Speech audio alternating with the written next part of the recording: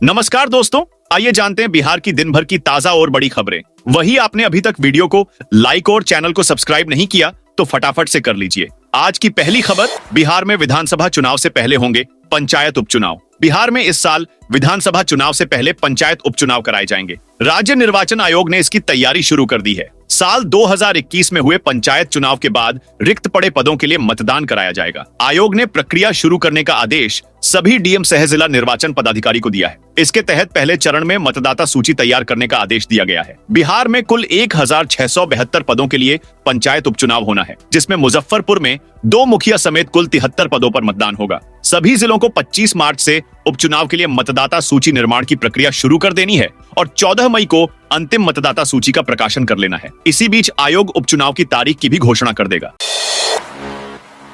बिहार में किसानों को 0% ब्याज पर मिलेगा केसीसी का लाभ। किसानों को 0 ब्याज प्रतिशत पर केसीसी का लाभ मिलेगा। इसके लिए सहकारिता विभाग की ओर से प्रस्ताव के मसौदा को अंतिम रूप दिया गया है और इस पर जल्द ही सरकार के स्तर पर निर्णय लिया जाएगा। इससे संबंधित प्रस्ताव पर मंत्रिमंडल की मंजूरी भी ली जाएगी। सहकारिता मंत्री डॉक्टर प्रेम कुमार ने शुक्रवार को कहा कि आने वाले समय में पैक्सों के सामने जो भी चुनौतियां हैं, उसे व्यापार मंडल के सामने समाधान करेंगे। किसानों को किसान क्रेडिट कार्ड का लाभ 0 ब्याज पर देने का फैसला जल्द लिया जाएगा।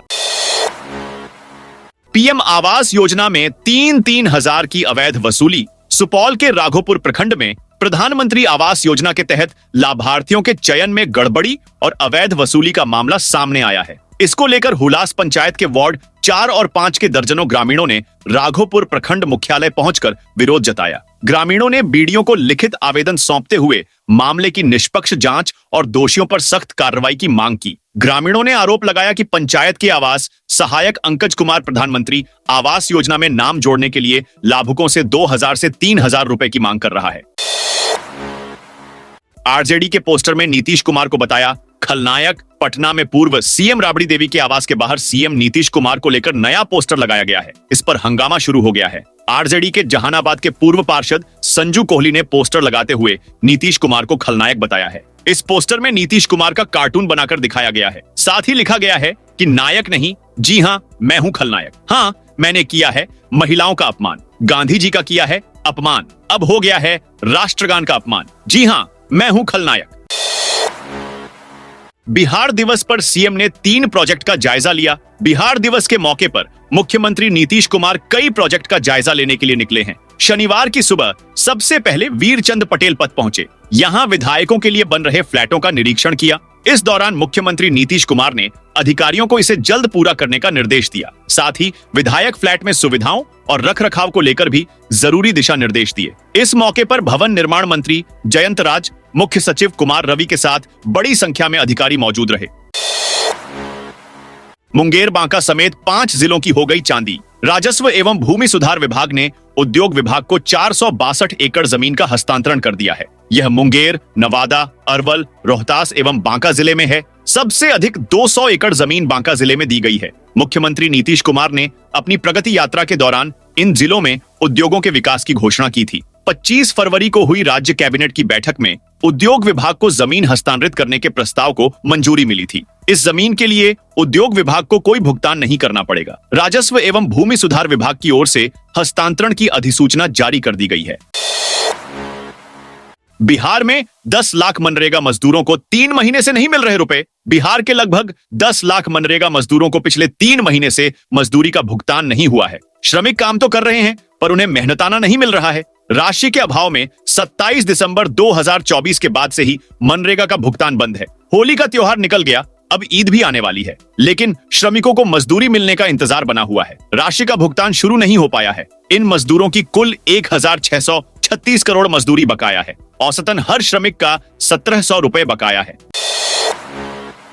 बिहार दिवस पर राष्ट्रपति से लेकर पीएम की मिली बधाई। बिहार दिवस के मौके पर राष्ट्रपति द्रौपदी मुर्मू, प्रधानमंत्री नरेंद्र मोदी, गृह मंत्री अमित शाह, रक्षा मंत्री राजनाथ सिंह के साथ देश भर के नेता बधाई दे रहे हैं। बिहार की खुशहाली और तरक्की के लिए सभी ने कहा है कि बिहार के विकास में भरपूर सहयोग दिया जाएगा और हर मदद करेंगे। बिहार के 36 जिलों में बारिश का अलर्ट। बिहार के मौसम में पिछले कुछ दिनों से लगातार बदलाव देखा जा रहा है। शनिवार को अररिया में सुबह बारिश हुई। मौसम विभाग ने आज 36 जिलों में बारिश का अलर्ट जारी किया है। इन जिलों में 30 से 40 किलोमीटर प्रति घंटे की रफ्तार से तेज हवा चल सकती है। इसके अलावा कुछ जगहों पर ओला, बारिश और गरज के साथ बिजली गिरने की भी आशंका है। मौसम विभाग के अनुसार अगले 5 दिनों तक उत्तर बिहार, पूर्णिया, कटिहार, किशनगंज, अररिया, मधेपुरा, सुपौल, सहरसा, खगड़िया, बेगूसराय, सीतामढ़ी, मधुबनी, दरभंगा, पूर्वी चंपारण, पश्चिमी चंपारण, शिवहर, वैशाली और समस्तीपुर में हल्के बादल छाए रहेंगे। गांधी मैदान में आज से बिहार दिवस पर भव्य आयोजन। पटना के गांधी मैदान में बिहार दिवस 2025 का भव्य आयोजन किया जा रहा है। आज से 26 मार्च तक चलने वाले इस महोत्सव का थीम उन्नत बिहार, विकसित बिहार रखा गया है। इस कार्यक्रम में सांस्कृतिक प्रस्तुतियों के साथ ही बिहार की समृद्ध परंपरा, खान पान और विकास की झलक देखने को मिलेगी। गांधी मैदान में शनिवार की शाम से सांस्कृतिक कार्यक्रमों का आयोजन होगा। इसमें लोकगीत, नृत्य, नाटक और बिहार के प्रसिद्ध कलाकारों की प्रस्तुति देखने को मिलेगी। सिंगर अभिजीत भट्टाचार्य का भी शो होगा। सीएम नीतीश कुमार कार्यक्रम का उद्घाटन करेंगे। बिहार दिवस को भाजपा 27 राज्यों के 76 जगहों पर मनाएगी। दोनों डिप्टी सीएम सहित 21 मंत्री, बिहार से आने वाले सभी केंद्रीय मंत्री, सांसद, विधायक और पार्टी के प्रमुख नेताओं को कश्मीर से लेकर अरुणाचल प्रदेश तक बिहार दिवस मनाने की जिम्मेदारी दी गई है। बालिका गृह से भागी 13 लड़कियां। सीवान में बालिका गृह से 13 लड़कियां फरार हो गई हैं। गुरुवार की देर रात लड़कियां 14 फीट ऊंची नुकीली तार वाली दीवार फांदकर भाग निकली। सभी लड़कियां सीवान और गोपालगंज की रहने वाली हैं। इनमें से 4 को ऑर्केस्ट्रा से रेस्क्यू किया गया था। मामला भैंसाखल स्थित वृहद आश्रय गृह का है। आश्रय गृह में सीसीटीवी कैमरे, वार्डन और सुरक्षा गार्ड की निगरानी के बावजूद यह घटना हुई। स्थानीय लोगों का आरोप है कि आश्रय गृह कर्मियों की मिलीभगत से लड़कियां भागी हैं। महावीर पूजा जुलूस को लेकर पुलिस अलर्ट। बक्सर में महावीर पूजा के शांतिपूर्ण आयोजन को लेकर प्रशासन ने कड़े निर्देश जारी किए हैं। एसडीओ कार्यालय में आयोजित बैठक में पुलिस अधिकारी, नगर परिषद के कार्यपालक पदाधिकारी और महावीर अखाड़ा समिति के सदस्य शामिल हुए। प्रशासन ने डीजे बजाने पर पूर्ण प्रतिबंध लगाया है। रामनवमी की तैयारियों को लेकर नालंदा प्रशासन अलर्ट। नालंदा जिले में आगामी रामनवमी पर्व को लेकर प्रशासन ने अलर्ट मोड पर है। 2 साल पूर्व हुई अप्रिय घटनाओं के मद्देनजर इस बार पुलिस प्रशासन पूरी तरह से सतर्क है और किसी भी प्रकार की अव्यवस्था को बर्दाश्त नहीं करने का संकल्प लिया है। नालंदा के पुलिस अधीक्षक भारत सोनी ने बताया कि त्योहार को शांतिपूर्ण ढंग से संपन्न कराना हमारी सर्वोच्च प्राथमिकता है। इसके लिए जिले भर में व्यापक स्तर पर तैयारियां की जा रही हैं। जिले के सभी प्रमुख क्षेत्रों में पीस कमेटी की बैठकें नियमित रूप से आयोजित की जा रही हैं, जिसमें विभिन्न समुदायों के प्रतिनिधियों को शामिल किया जा रहा है। बिहार में घर खरीदने वालों के लिए जरूरी खबर। बिहार रेरा इसी माह 31 मार्च तक निबंधन अवधि विस्तार के लिए जमा किए गए सभी आवेदनों के मामलों का निपटारा कर देगा। ऐसी परियोजनाएं जिनका 80% से अधिक काम हो चुका है, जरूरी शुल्क के साथ सभी आवश्यक दस्तावेज जमा कर दिए गए हैं और रेरा न्यायालय का कोई विशेष आदेश पारित नहीं हुआ है, उनका निपटारा किया जाएगा।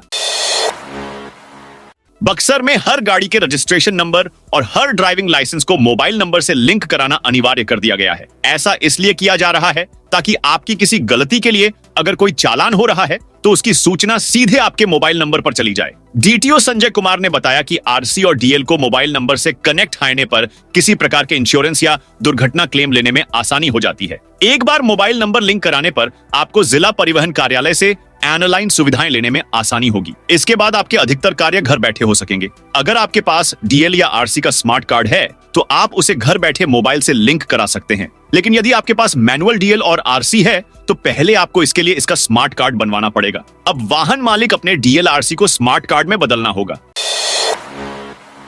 पंजाब में हिंदी बोलने पर बिहार के छात्रों पर हमला। पंजाब की गुरु काशी यूनिवर्सिटी में बिहार के छात्रों के साथ मारपीट हुई है। एक स्टूडेंट्स ने 21 मार्च को एक्स पर वीडियो शेयर कर मदद की गुहार लगाई है। छात्र का नाम अली अंजार है। वो दरभंगा जिले के कमतौल प्रखंड के बहुआरा गांव का रहने वाला है। गुरु काशी यूनिवर्सिटी से अली बीटेक कर रहा है।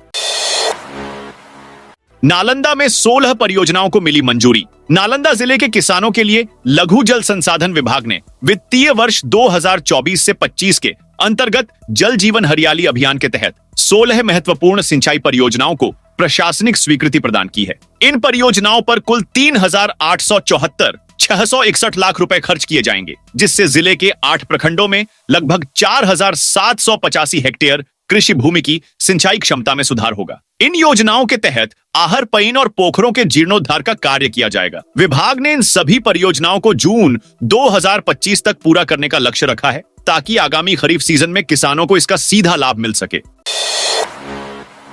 तेजस्वी के तिलक और टोपी पर सियासी बवाल। बिहार विधानसभा चुनाव में भले ही अभी महीनों का वक्त शेष है, लेकिन सियासी वार प्रतिवार चरम पर है। नेता भी वोट के लिए जरूरत के हिसाब से रंग बदल रहे हैं। शुक्रवार को दरभंगा पहुंचे राजद के युवराज और नेता प्रतिपक्ष तेजस्वी यादव का दो रूप देखने को मिला। उन्होंने देवी अहिल्या स्थान मंदिर में जाकर माथे पर तिलक लगाकर पूरे विधि विधान से पूजा की, तो थोड़ी ही देर में एक इफ्तार पार्टी में जालीदार टोपी लगाए नजर आए। तब उनके माथे पर टीका नहीं था। नीतीश सरकार के मंत्री जीवेश मिश्रा और संजय सरावगी ने इसे लेकर तेजस्वी यादव पर प्रहार किया है। आरोप लगाया है कि नेता प्रतिपक्ष को सनातन धर्म से नफरत है। नक्सलियों की साजिश को सुरक्षा बलों ने किया नाकाम। औरंगाबाद और गया जिले के सीमावर्ती इलाके में स्थित लुटुआ, छक्रबंधा व लंगूराही के जंगलों में चलाए जा रहे सर्च अभियान के दौरान शुक्रवार को सुरक्षा बलों को बड़ी कामयाबी हाथ लगी है। सुरक्षा बलों ने जंगली इलाके में नक्सलियों की ओर से सुरक्षा बलों को नुकसान पहुंचाने के उद्देश्य से प्लांट किए गए 8 शक्तिशाली आईडी व हाई एक्सप्लोसिव बम बरामद किया है, जिसे 51 मोर्टार के माध्यम से फायर किया जाता है। हाई एक्सप्लोसिव बम इतना शक्तिशाली होता है कि जिस स्थान पर गिरेगी उसके 50 मीटर के एरिया में तबाही मचा सकता है। 215 बटालियन नागोबार कैंप के सहायक कमांडेंट संजीत कुमार पांडे ने बताया कि वरीय अधिकारियों के निर्देश पर अति नक्सल प्रभावित लुटुआ, छक्रबंधा व लंगूराही के जंगली इलाके में नक्सलियों के विरुद्ध संयुक्त सर्च ऑपरेशन चलाया गया। बढ़ सकती है सीएम नीतीश की मुश्किलें। मुख्यमंत्री नीतीश कुमार के खिलाफ मुजफ्फरपुर कोर्ट में शुक्रवार को परिवाद दायर किया गया है। कांटी थाना क्षेत्र के सरमस्तपुर निवासी सूरज कुमार ने सीजेएम की कोर्ट में परिवाद दायर किया है। कोर्ट मामले की सुनवाई के लिए 28 मार्च की तारीख तय की है। परिवाद में कहा गया है कि 20 मार्च को पटना स्थित रेल परिसर में एक आयोजन के दौरान राष्ट्रगान गाया जा रहा था। तभी मौके पर उपस्थित सीएम दूसरे लोगों को व्यवधान डाल रहे थे, जो राष्ट्रगान सम्मान अपमान निवारण अधिनियम की धारा 1901,971 का उल्लंघन है। इसे लेकर सूरज कुमार की ओर से अधिवक्ता अरविंद कुमार गुप्ता ने परिवाद दाखिल किया है।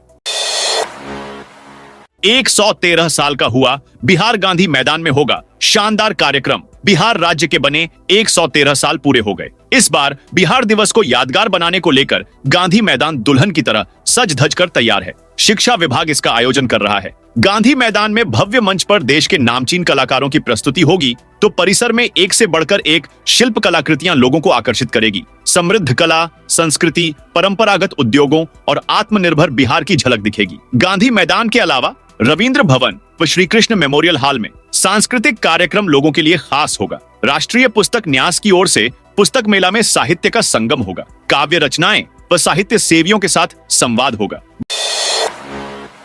बाढ़ थर्मल पावर प्लांट का एक और काम हुआ पूरा। मुख्यमंत्री नीतीश कुमार की पहल पर बाढ़ में स्थापित राज्य के पहले सुपर पावर थर्मल प्लांट के स्टेज 1 की तीसरी इकाई को शुक्रवार को सिंक्रोनाइज कर दिया गया। इसे 26 मार्च से 72 घंटे के लिए पूरी क्षमता पर चलाया जाएगा। इस नई इकाई से वाणिज्यिक उत्पादन शुरू किया जा सकेगा। इस तरह बाढ़ सुपर पावर थर्मल प्लांट के स्टेज 1 के 3 और स्टेज 2 की 2 इकाई पूरी तरह से बिजली का उत्पादन करना शुरू कर देगी। 3 इकाइयों में प्रत्येक की क्षमता 660 मेगावाट है। बिहार में 117 प्रोफेसर बने प्रधानाचार्य। बिहार राज्य विश्वविद्यालय सेवा आयोग ने प्रधानाचार्य पद के लिए 156 प्रोफेसरों का साक्षात्कार लिया। इनमें से 117 प्रोफेसरों का चयन किया गया, जहां सासाराम से 4 प्रोफेसरों को प्रधानाचार्य बनाया गया है। शांति प्रसाद जैन कॉलेज के हिंदी विभागाध्यक्ष प्रो राजेंद्र प्रसाद सिंह इनमें शामिल हैं। गया एयरपोर्ट से इन देशों के लिए अप्रैल से बंद होंगी उड़ानें। गया एयरपोर्ट से 31 मार्च के बाद थाईलैंड, वियतनाम और भूटान की अंतर्राष्ट्रीय उड़ानें बंद हो जाएंगी। हालांकि म्यांमार एयरवेज की उड़ान अप्रैल तक जारी रहेगी। गर्मी के मौसम में पर्यटकों की संख्या कम होने से अंतर्राष्ट्रीय विमानों की सेवा बंद होने लगी। गया एयरपोर्ट से अंतर्राष्ट्रीय उड़ानें अक्टूबर से फिर से शुरू होंगी, जब मौसम में ठंडक बढ़ेगी। अब 7 माह बाद यानी अक्टूबर से फिर विदेशी सैलानियों के आने का सिलसिला शुरू होगा। बेगूसराय में क्षेत्रीय रेशम अनुसंधान स्टेशन की स्थापना केंद्र सरकार के वस्त्र मंत्रालय ने बेगूसराय को एक बड़ी सौगात दी है। जिले में केंद्रीय रेशम बोर्ड द्वारा क्षेत्रीय रेशम अनुसंधान स्टेशन की स्थापना की जाएगी। इसके लिए डीएम तुषार सिंगला ने मंझोल अनुमंडल के चेरिया बरियारपुर अंचल स्थित सकरबासा मौजा में 50 एकड़ भूमि उपलब्ध करा दी है। डीएम ने बताया कि हस्तकरघा एवं रेशम विहार के निदेशक ने बेगूसराय में इस परियोजना के लिए भूमि की मांग की थी। इसके बाद जिला उद्योग महाप्रबंधक द्वारा मंझोल एसडीओ को भूमि चयन का निर्देश दिया गया। चेरिया बरियारपुर के सीओ द्वारा राजस्व कर्मचारियों और अमीन के साथ डिजिटल नक्शे के आधार पर भूमि चिन्हित की गई। देर रात सड़क पर उतरे झाझा डीएसपी वाहन जांच अभियान चलाया। जमुई में शुक्रवार देर रात झाझा डीएसपी राकेश कुमार दलबल के साथ अचानक में शहर के करपूरी चौक पर वाहन चेकिंग अभियान चलाया गया। अचानक हुई वाहन चेकिंग को लेकर बाइक चालकों और कार चालकों में हड़कंप मच गई। इस दौरान 20,000 से अधिक के चालान भी काटे गए। पुलिस के द्वारा बिना हेलमेट बिना सीट बेल्ट के वाहन चालकों से जुर्माने वसूले गए। इस दौरान झारखंड की ओर से आ रहे वाहन चालकों पर विशेष निगरानी रखी गई। पुलिस ने 2 व्यक्ति को गिरफ्तार भी किया। एक शराब पिए हुआ था, एक के पास से शराब की बोतल भी बरामद किया गया।